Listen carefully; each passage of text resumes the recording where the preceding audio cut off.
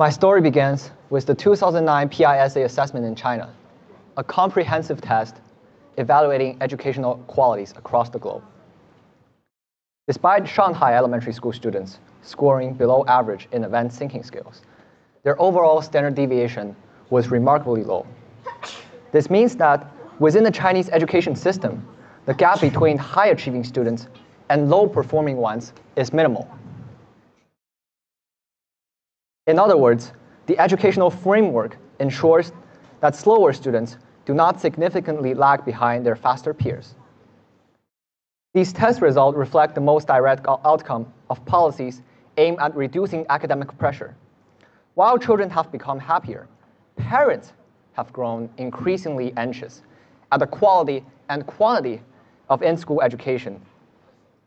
Consequently, many middle and higher income families have leaving the public education system in search for higher standards in the private sector. I'm very confident that everyone here is already familiar with the process.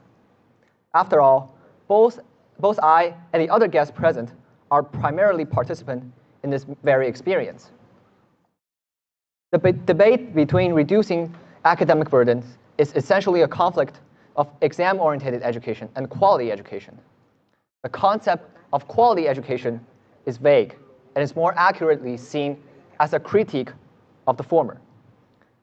We may not know precisely what quality education entails, but the harshness of exam-oriented education naturally grants quality education legitimacy and acceptance.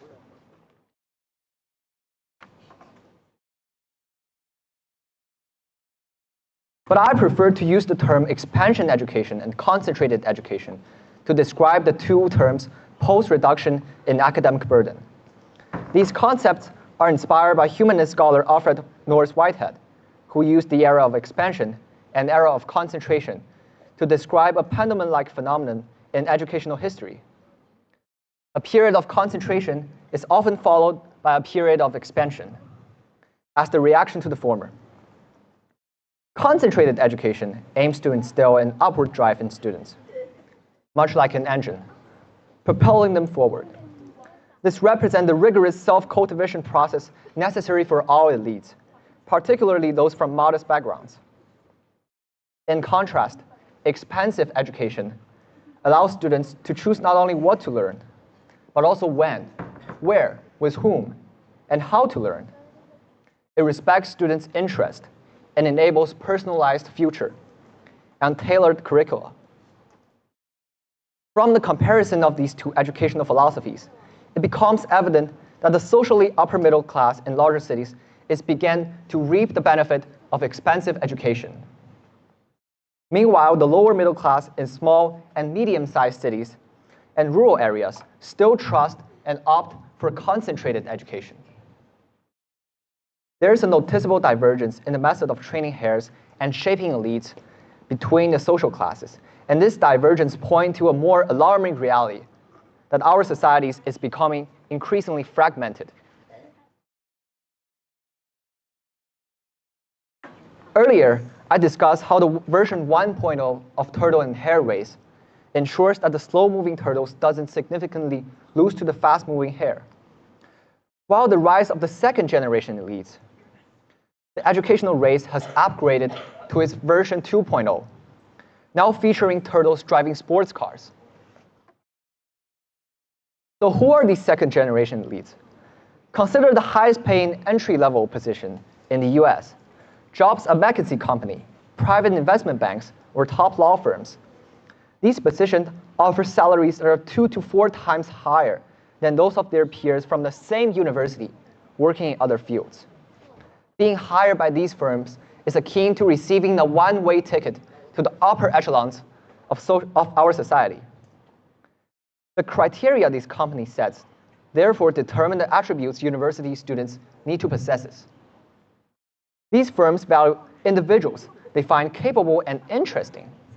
Traditionally, human capital theories focused on what someone learned, and therefore what they could do.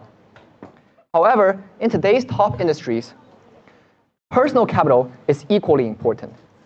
This is essentially the quality in quality education that we often talk about.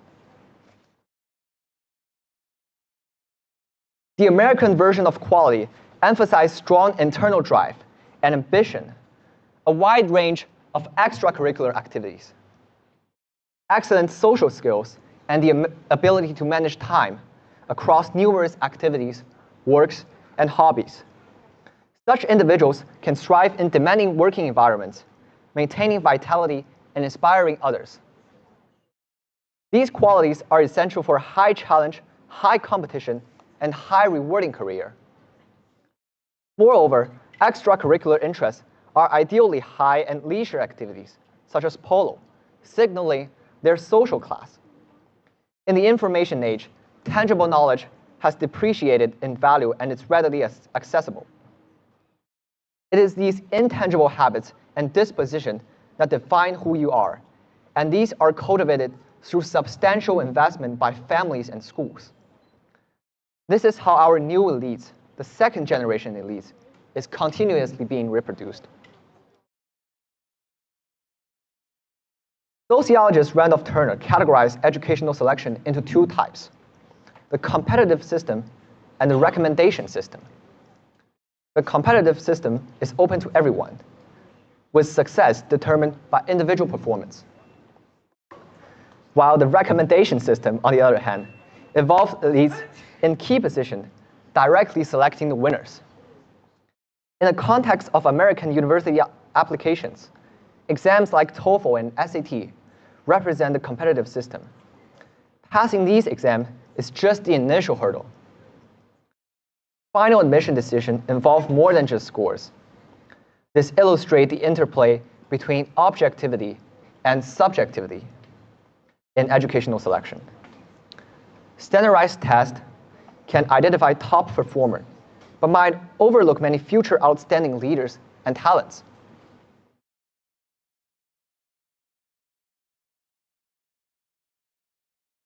The holistic review process in American undergrad admission reflects this nuanced approach, sometimes emphasizing intellectual capabilities, other times character. Harvard University's president, James Conant, advocated for an open admission policies. He believed that the most important task of education is to identify those natural aristocrats with talents and virtue from all social stratas and cultivate them through education funded by public expenditure for the public good. But in contrast, Yale University explicitly opposed purely academic meritocracy, favoring the traditional upper classes ideal, and admission should consider an applicant's characters and leadership potential. Similarly, the Rhode Island scholarship selection criteria emphasize Christian character, masculinities, and public service. Rather than mere academic prowess, they seek individuals who are capable, exhibit masculine qualities, and excel in outdoor activities.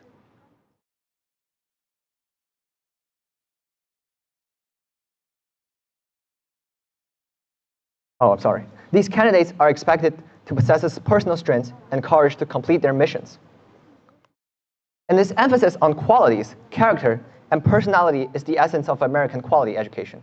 It breaks the reliance on scores alone, but also opens the door to discrimination, biases, and corruption among the educational selection process.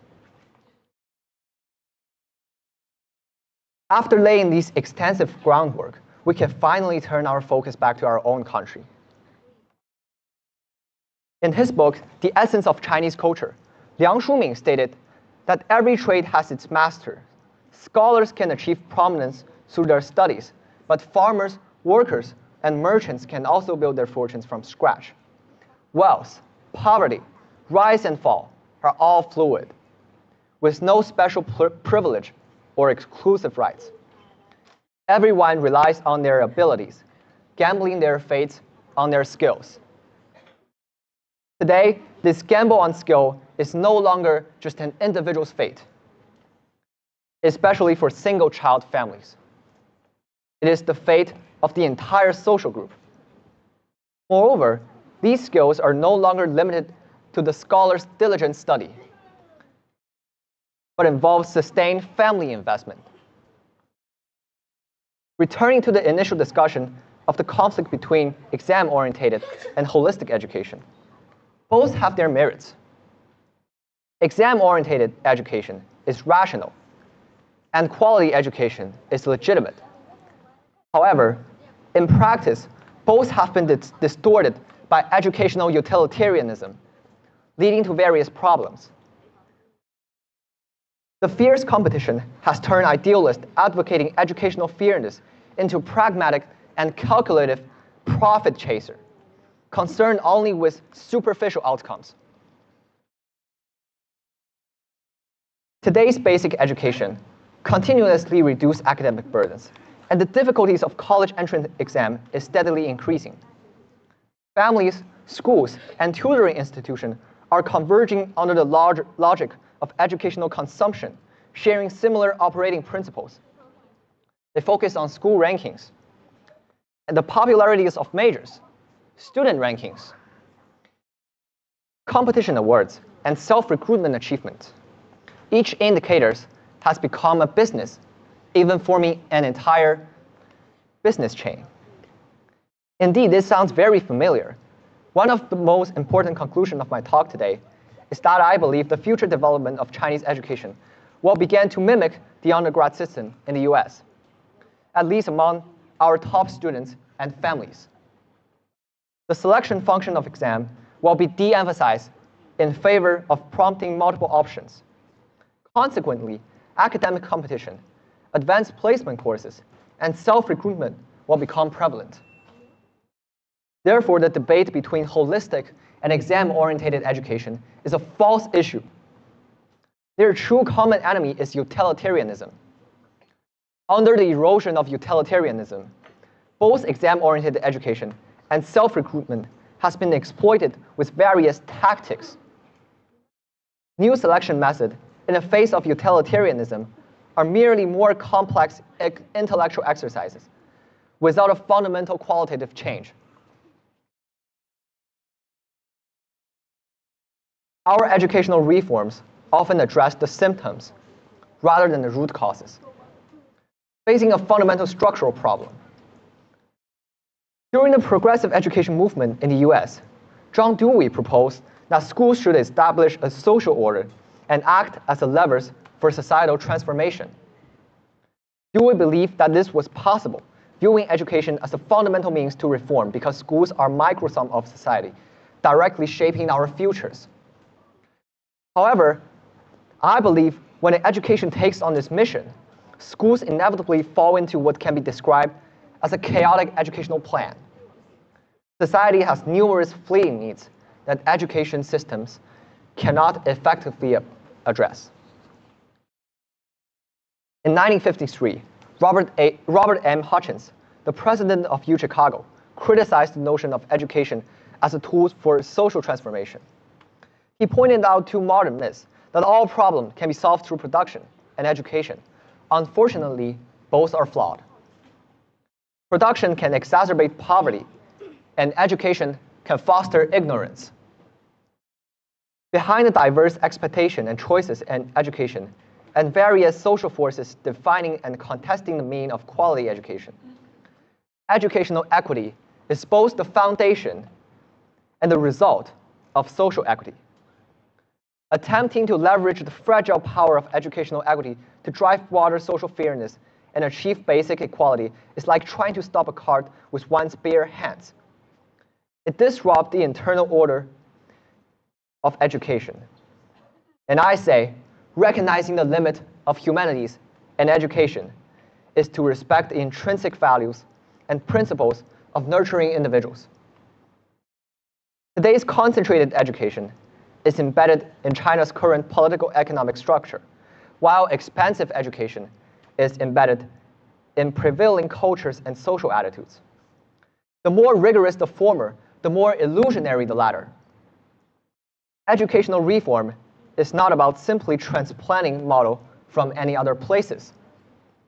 Education must organically grow from our own institutional, cultural, and social contexts,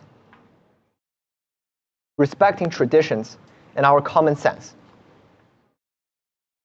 I believe that educational reform is not a simple ideological experiment or transplant. It is a political art requiring careful balance. And I'm finished.